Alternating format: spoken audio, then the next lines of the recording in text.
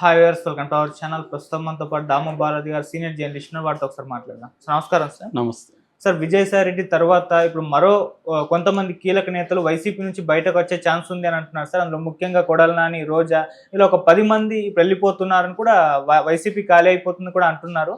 మరి వీళ్ళు వెళ్ళే ఛాన్స్ ఉందా? మరి వైసీపీ ఖాళీ అయిపోతే మరి జగన్మోహన్ రెడ్డి గారు ఏ విధంగా దీన్ని గట్టెక్కిస్తారు? వైసీపీ పరిస్థితి ఏంటి? మరి కథనాలపైన మీ ఒపీనియన్ ఏంటి సార్? ఖచ్చితంగా వైసీపీ ఖాళీ అవుతుందా లేదా అది కానీ పెద్ద స్థాయిలో అయితే వెళ్ళిపోయే అవకాశాలు ఉన్నాయి. ఎందుకంటే విజయసాయిరెడ్డి వెళ్ళిపోయాడు, ఆల్రెడీ రాజ్యసభ సభ్యులు 3-4 వెళ్ళిపోయారు కాబట్టి ఇంకో మిగతా అయోధ్య రామరెడ్డి కూడా ఆయన రిజైన్ చేశాడని అన్నంత వార్త వచ్చింది. ఆయన ఖండించాడు. ఇప్పుడు ఒక వార్త వైరల్ అవుతుంది ఏంటంటే కొడాలి నాని, రోజా కూడా వెళ్ళిపోతున్నారని. రోజా సంగతి మనకు తెలియదు, ఎందుకంటే రోజా నిన్న కూడా కూటమికి యాంటీగా ఆమె మాట్లాడింది. కూటమికి యాంటీగా ఈ మధ్య గట్టిగానే రోజా మాట్లాడుతుంది. కానీ కొడాలి నాని నోరు తెరవట్లేదు. కొడాలి నాని అరెస్ట్ ఎందుకు చేయట్లేదు ఇప్పటి వరకు అనేది కూడా పెద్ద ఆశ్చర్యమే. ఎందుకంటే కొడాలి నాని మీద ఉన్నంత కోపం వైసీపీలో జగన్ మీద కూడా ఉండకపోవచ్చు. ఎందుకంటే కొడాలి నాని చంద్రబాబుని కానీ, లోకేష్ని కానీ, పవన్ కళ్యాణ్ కానీ కొడాలి నాని తిట్టినట్టుగా ఎవరు వాళ్ళని జీవితంలో తిట్టి ఉండరు. అంత దారుణంగా అతను మాట్లాడేవాడు.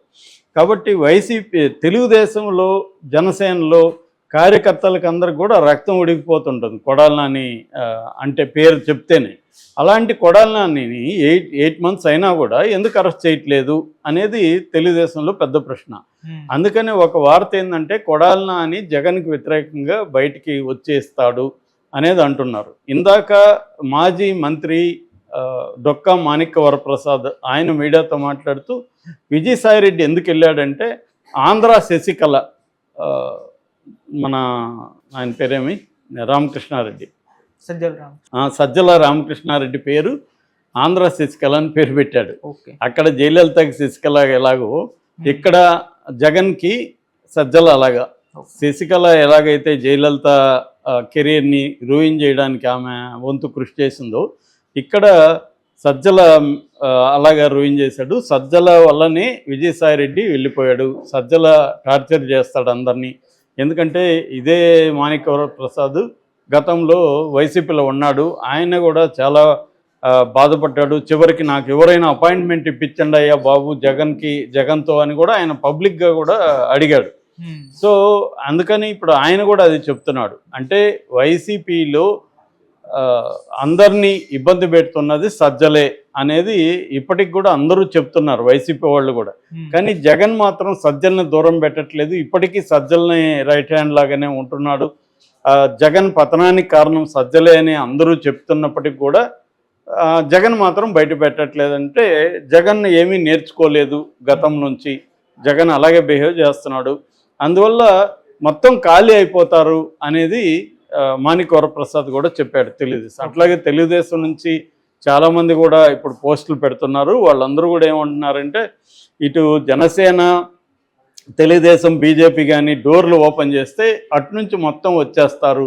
ఈ డోర్లు ఓపెనింగ్ కోసమే వెయిట్ చేస్తున్నారు.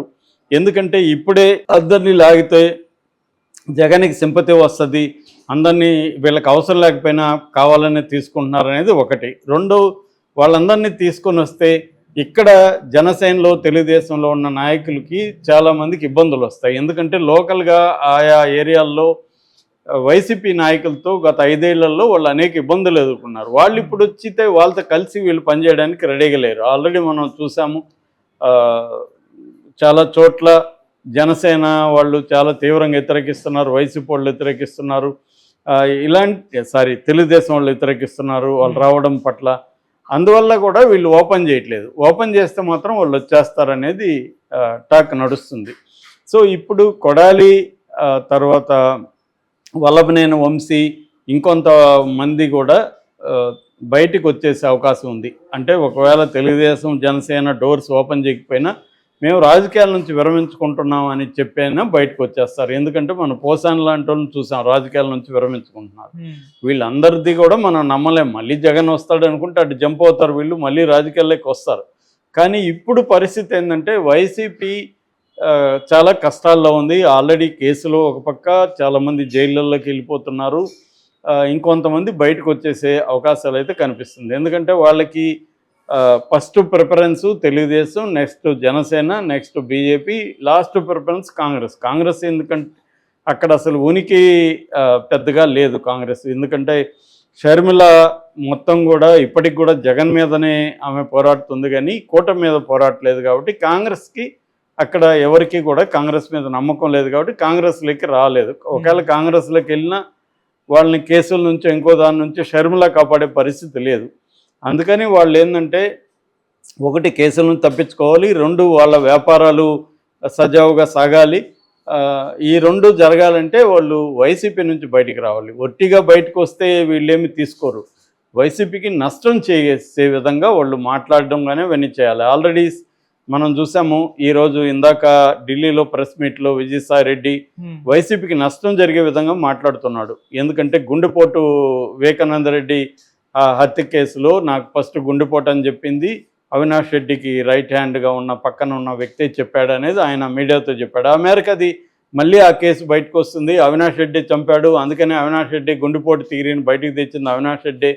చూడండి ఇప్పుడు ఆయనే విజయసాయి రెడ్డి చెప్పాడు అనేది బయటకు వస్తుంది. మొన్నటి వరకు విజయసాయి రెడ్డికి వివేకానంద రెడ్డి పెద్దలుడు శివప్రకాష్ రెడ్డి చెప్పినట్టుగా వార్తలు ఉన్నాయి. కానీ ఇప్పుడు అదే విజయసాయి రెడ్డి ఓపెన్గా ఫస్ట్ టైం ఓపెన్ అయ్యాడు. ఆయన గుండెపోటు అని నాకు చెప్పింది అవినాష్ రెడ్డి అన్నట్టుగా ఆయన చెప్తున్నాడు. అంటే క్లియర్గా అవినాష్ రెడ్డి దీంట్లో దోషం అన్నట్టుగా వస్తుంది. రేపు ఇదే విషయాన్ని కోర్టులో చెప్తే అవినాష్ రెడ్డికి వ్యతిరేకంగా సిబిఐకి గట్టి సాక్ష్యం దొరికినట్టే. సో అదొకటి. అలాగే విక్రాంత్ రెడ్డి అక్కడ ఏది మన కాకినాడ సీపోర్టుని బెదిరించి అందులో వాటాల్ని అరవిందో వాళ్ళకి రాయించడంలో నా రోల్ ఏం లేదు, విక్రాంత్ రెడ్డిదే ఉంది అన్నట్టుగా కూడా ఆయన చెప్తున్నాడు. అంటే క్లియర్గా వైసీపీని ఇరికిచ్చేట్టుగా ఆయన విజయసాయి రెడ్డి మాట్లాడుతున్నాడు. సో అలాగా రేపొద్దున కొడాలి నాని వీళ్ళందరూ కూడా బయటకు వచ్చి జగన్కి వ్యతిరేకంగా కానీ మాట్లాడడం, లేకపోతే పోలీస్కి విచారణలో జగన్కి వ్యతిరేకంగా వీళ్ళు కానీ స్టేట్మెంట్లు ఇస్తే మాత్రం జగన్కి చాలా ఇబ్బంది. ఎందుకంటే జగన్ మీద రకరకాల కేసులు ఆల్రెడీ ఉన్నాయి. మన డిప్యూటీ స్పీకర్ రఘురామకృష్ణరాజు టార్చర్ కేసులో కూడా జగన్ ముద్దాయిగా ఉన్నాడు, A3 అనుకుంటా. సో అలాగా వీళ్ళందరూ కానీ అప్రూవల్గా మారితే జగన్కి గట్టిగా వ్యవహారం ఉంటుంది. ఎందుకంటే ఇప్పుడు ఒకటి చంద్రబాబు ఆలోచిస్తుండేది ఏమంటే జగన్ని అరెస్ట్ చేస్తే సరిపోదు, అరెస్ట్ చేస్తే ఒక నెల 2 నెలలు ఉండి మళ్ళీ బెయిల్ మీద బయటకు వస్తాడు.